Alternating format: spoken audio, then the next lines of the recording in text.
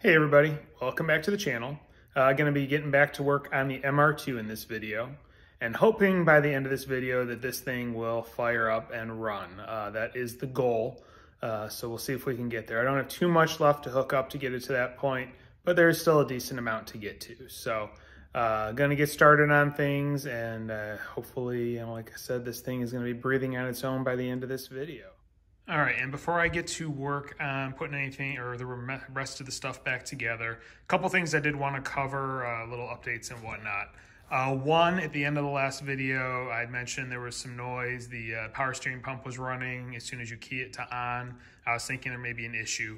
I did reach out to Paul Woods, and he did advise me that, with the V6s and the harnesses and whatnot, that is normal. I did try it again, turned it on, let it run. At about like the 55-second mark, it did turn off, and then it waited a little bit, cycled on. So it does look like things are okay with that. It's not just going to be something that's constantly running and running and running. And like I said, per Paul, that is normal with the V6 swap. So one little update there as far as that goes. One other thing I did want to address is looking down at the two heater core lines. These are the TCS silicone lines.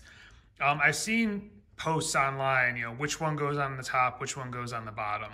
You can see how I laid it out. And I just wanted to give you an idea. I put the one that's got the shorter end on the bottom and then the longer end on the top. The reason I did that is when I had the longer one on the bottom, I did try it both ways. I was worried about it catching on the wiring for the starter, the heavy cable, and that's kind of a sharp, jagged end there, you can see. And I didn't want to have to worry about it actually, slicing through. So that's why I did it the way I did it. That's with my starter combination, the way I have things wired, things like that. Your results may vary if you're not using this starter. If you're using the 3S starter, maybe different for you. But did want to at least address that. That is why I have it run that way, in case anybody sees these videos and goes, oh, you've got it wrong. I did try both ways. This seemed to be the best way to keep anything jagged from tearing the lines. So those are a couple updates I wanted to give. That being said, it is time to get to work on the car. All right, so now that I have covered those few things, next thing on the list that I want to do is I want to get a working oil pressure gauge in here for when I do actually start this thing. So way I'm going to do that is here's your oil pressure sensor for the idiot light. This is really the only port on this block. Monkeywrench Racing sells this nice little adapter which has the correct thread pattern for the Toyota block. One side is threaded to match that sending unit there, and then the other is a standard eighth for your traditional gauge. So I have the, I previously had the dual gauge from Electronic, or whatever that, I can't remember the name of the company, but it's both a pressure and temperature setup. What I'm going to do is eventually replace that with two individual gauges. But for now, since it's already wired in the car, I'm going to grab the sending unit off the old adapter and put that sending unit in this, get this installed, and that way I'll have a working oil pressure gauge for when I do start this thing later in the video. All right, well, that was a fail. As you can see, the original sensor is back in place. I did attempt to install this T. It went in, but the problem is it's so close to the block that you can't get either one of the sensors into it. There's not enough clearance there the way the block is designed, and that T pretty much goes flush to the block. So what I'm gonna have to do is find some sort of extension pipe or something like that that is that same thread pitch for the Toyota hole in the block, and then go ahead and install it at that time. So it looks like I'm going to be just using an idiot light for a little while until I can get something figured out for this gauge. All right, time for a little update. I went ahead to the store and got about 10 gallons of 93 octane because this thing was empty. So I put 10 gallons of gas in it. Gauge is finally starting to come up and show gas, and then I was just cranking it over multiple times. I wanted to check, make sure there were no fuel leaks, and we're looking good. I checked all the fittings, everything's dry, nothing's pouring out anymore. So I think we have the fuel leak issue officially solved now that there is, fresh gas in there. I mean, I thought it was solved, but being that it was so low, I just wanted to make sure it wasn't just out of gas. But yeah, it's, it's got pressure. The line's cold from the cold gasoline that's in the line. So we're good there. So yeah, I think next on the list is going to be getting the exhaust in. I got to get the rear subframe put in place. Actually, I'll probably put the plugs in it and put the top of the motor back together just so the cylinders are closed back up. Do that, and then it'll be onto the exhaust and getting the subframe in and whatnot.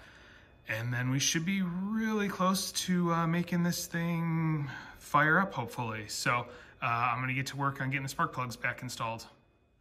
All right, so these are the spark plugs I'm using. These are the ones recommended on Monkeywrench's site, and others I've seen. They're supposed to be gapped between 1 and 1.1 millimeters, so I'll double check all that before installing them. And then they get torqued to 13 foot-pounds, so I'll go ahead and use torque wrench, get them in place. I'll put Allen ACs on the threads, and then I'll get the coil packs installed with a little dielectric grease on the contacts. So I'm gonna get to work on that, and it'll be one less thing off the to-do list. All right, there you go. Everything is reinstalled, torqued, put into place. I did, reconnect everything here, including the injectors. So all the connections are made that'll go under the intake manifold. The only few things that are left are ones that are for the intake manifold once that is reinstalled. So all that is off the list.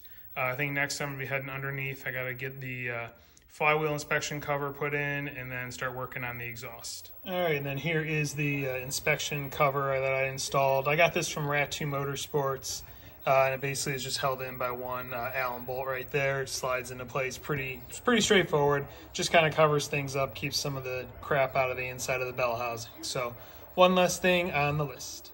All right, and just finished getting the muffler installed. So that is all bolted in place. Next will be the down pipe and mid pipe section. All right, so next on the list will be installing this. This is the crossover pipe I got from Wilhelm. It's for the old style Mark headers, which is what I have, obviously.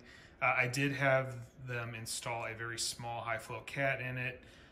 So there is a chance I may have to do some customization as far as clearancing the rear cross member or the rear engine mount. We'll find out once I get this installed. So we'll see. Hopefully it's not too bad. Maybe just need a little bit of grinding or a little dent put in the cross member. Not sure. It did come with gaskets, hardware, and whatnot. So I'm going to go ahead and get this bolted in, and then once this is in, it'll be time to put the cross member in place and see how things fit. All right, here we go. That is a beautiful work of art, bolted into place underneath the car. I didn't tighten it where it bolts to the muffler section, but I did torque everything down to the headers. It just kind of went pretty good and tight for now. I'm sure once this thing runs and there's a heat expansion, I'll come down and actually torque everything to spec. But I just got them pretty snug and whatnot. At the moment, I left this flange loose, like I said, because once I put the rear cross member in, I know things are going to shift. So I'll get that installed, get the motor mounts tightened in place, and then once those are in place, I'll torque these bolts once the muffler's aligned properly. So yeah, that's next on the list. I have to get the subframe cleaned up, and then I'll go ahead and get that installed. One quick little update before I install the subframe. I decided to go ahead and get the O2 sensors in just to be safe, because I figured maybe it would be in the way of the one to the rear of the vehicle. So here is the one that goes on the front of the engine. It is the 9008 part number is what I used, and then I used the 9022 part number for the one that is on the rear. Those are the correct replacement part numbers for a Sienna. I looked it up online, and these are the actual Denso injectors. I think the only difference, or not injectors, O2 sensors, I think the only difference is the length of the wire that comes out of them. I think the sensors themselves are identical, but I just went with what factory called for. And then I do have the extensions that came with the Paul Woods kit. So there's plenty of room on both wiring harnesses. This is the one on the front, and then the one on the rear. It's all tucked up above the transmission. I'll have to go ahead and like zip tie everything in place so it's not rubbing on the axle shaft that you see there. So next on the list, like I said, is going to be messing around with the subframe. All right, and here is the subframe after I've gone over it with multiple cleaning wipes. Everything that's left on there is undercoating / overspray. I did remove the one exhaust mount. You can see it sitting there. since we'll no longer need that with the new exhaust setup. I did not clean the other side of it yet because I want to be able to use the old mounting holes and like where any washer marks are for alignment purposes, because there's going to be a little play in this. So I'm going to go ahead and get this mounted up to the car, and then I can go ahead and clean the other side of it once everything is in place. And now it's time for this week's bonehead moves in MR2 reassembly. I forgot that the sway bar or the exhaust has to go between the sway bar and the cross members. So it's obviously not going to go into place like this.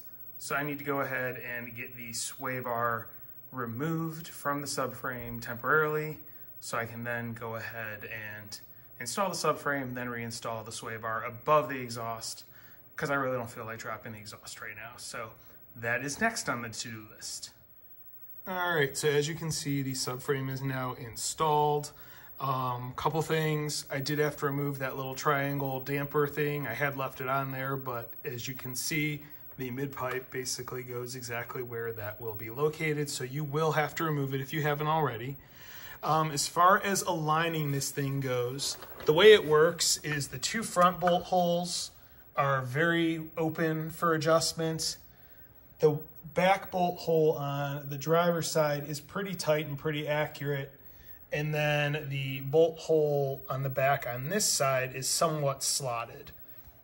So what I did is I got the front two in, and I got the back one on this side, got it snugged down pretty good. Like I said, that one's pretty tight.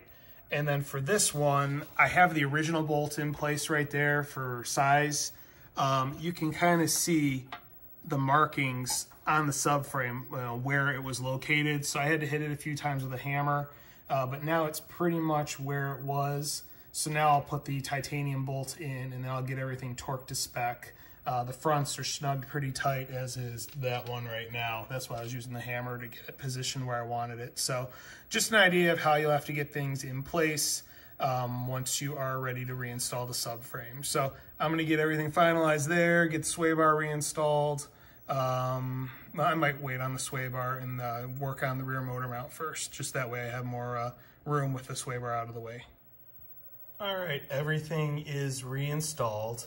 And you know me, after watching these videos, I'm sure you can tell, I like doing things multiple times. I screwed up. Yeah, the sway bar has to go in before you torque the subframe. I don't know what I was thinking. This is just gonna be one of those videos where it's a comedy of errors, I guess. So I did have to drop down each side of the subframe again, just to get the sway bar mount bolts in there.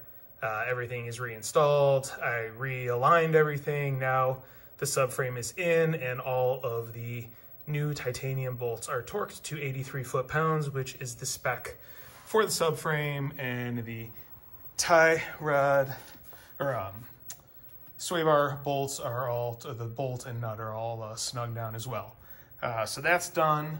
As far as fitment, it looks like there is going to be enough room up in this area for the catalytic converter. But as you can see right there, one of the bolts is touching it from the transmission mount. So what I'm gonna have to do is, as much as I don't want to, loosen up the mid pipe and then remove that bolt. Once that bolt's removed, it looks like I'll have enough clearance. Everywhere else, I shouldn't have to modify a subframe or anything like that. There is enough space up there. It's hard to tell, but it does clear that just fine. So really, it looks like it's just this bolt that has to come out, and then we should be good to go as far as the mid pipe goes. So I'm going to work on getting that taken out, and then I need to install the rear mount, and then it'll be filling up the transmission and going over a couple more things. I got to get the intake on and stuff like that, but getting pretty close to firing this thing up. All right, rear mount is in, through bolt torqued to 64 foot-pounds, and then the three lower bolts are torqued to 47 per the specs. It's all the titanium hardware that I got. Also loosened up the downpipe and was able to get that one bolt out. So now we have clearance everywhere we need. The exhaust is all tightened up, torqued down. Everything's re-secured. And then also the front mount, I torqued it through both to 64 foot-pounds as well, the bolt and nut. So all the mounts are in, engine is in place. Next steps, I need to still get transmission fluid or gear oil in the transmission, and then everything up top as far as reinstalling the intake and hooking up the ECU. So I'm gonna get to work on some of that stuff and getting really close to hearing this thing start. All right, update time. I did fill up the transmission as much as it would take with MT90 redline fluid. The vehicle's currently canned, so it only took about 3 quarts. I know it'll need some more, so I'll top it off once I'm done with everything. I get this thing leveled out, but I at least wanted something in there for a first start. I also went ahead and bent the dipstick to make sure it was off the heat shield. I was able to get a pry bar behind it, and one of the studs / nuts for the shields against the firewall, I was able to pry against that with the pry bar and just give it a little bit of a twist and pull action, and it there's a nice gap now between it and the firewall shield, so good there. So next step is going to be to pull off the lift plate and get the actual intake manifold installed. All right, update time. Well, here it is. I got the intake manifold installed, torqued everything to spec, got all like the support brackets put in place, used throttle body installed. I did power everything up and hit the gas pedal, and it does open and close, so that's good. Got the mass air setup installed. Everything is mounted in place. I didn't put the bracket in that holds it in place. I just kind of have it hooked up for now, just so I can test fire it. I am short. I don't have 5/16 line. I only have 3/8, and I need 5/16 for doing the few vacuum lines to the manifold. So you can see I basically just capped them off for now because I just want to do a test fire on it. I checked the oil after bending the dipstick tube. Everything's good. I just topped off the coolant to the top of the neck, so that's filled up there. I'm sure it's going to suck down a ton as soon as I try and do a fire on it. But yeah, I think it is about that time to see if this thing starts. So I'm going to go ahead, open the garage up, and grab keys, and we'll see what happens. All right, garage is opened up, so let me put the key in the ignition, hit the clutch, and see what happens.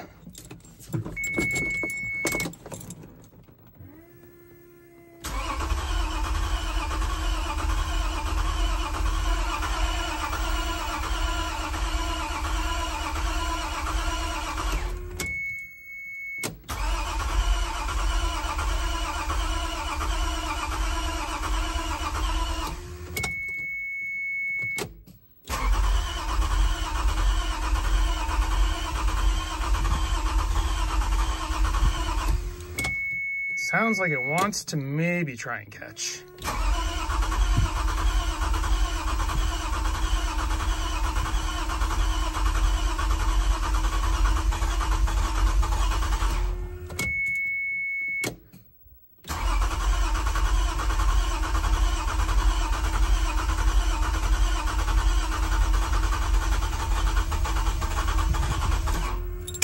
Yeah, I think we're getting close.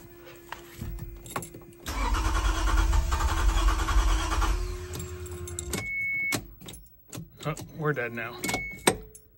I think I either popped the fuse or something. So let me see what the problem is. All right, so I've been messing with it and I just got it to catch. So I'm gonna do it again.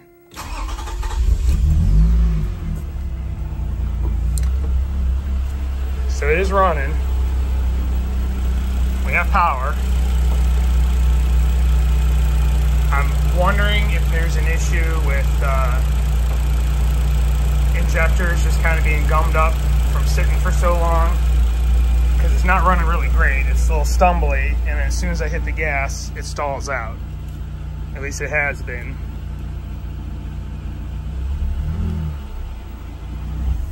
And there, it just died. So something, I'm guessing fuel related. I'm guessing injectors gummed up. So I'm gonna keep messing with it, seeing if I can free things up and get this thing to run a little more solid. All right, well, it's been running for a little bit. I've been starting it on and off. I think I got it running a little bit better now. I keep putting some coolant in it because it's sucking it down. So far, tach does not work. Coolant gauge looks okay so far, but yeah, here's if I put a little revs into it now.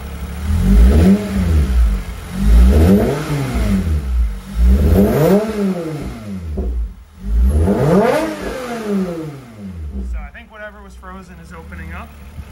I don't want to run it too much longer because I got to still plate the coolant. But yeah, I think we got a running car. So I'm gonna turn this thing off right now.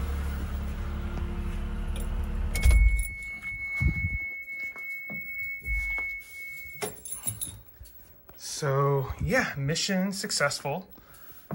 We've got our first fire of this beast. I mean, it's still a long way from being done as far as a project goes, but that is a huge milestone.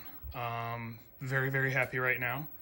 I'm gonna go ahead, top the coolant off again, let it sit a second, and then open up the bleed valves in the front, see if maybe I can get some of the air out of the system and whatnot. Yeah, I think this is probably enough. It's probably a really, really good spot to stop right now as far as this video goes. Hope, if you got one of these projects, this is helping you out. Hope you're as happy as I am right now. This is freaking awesome.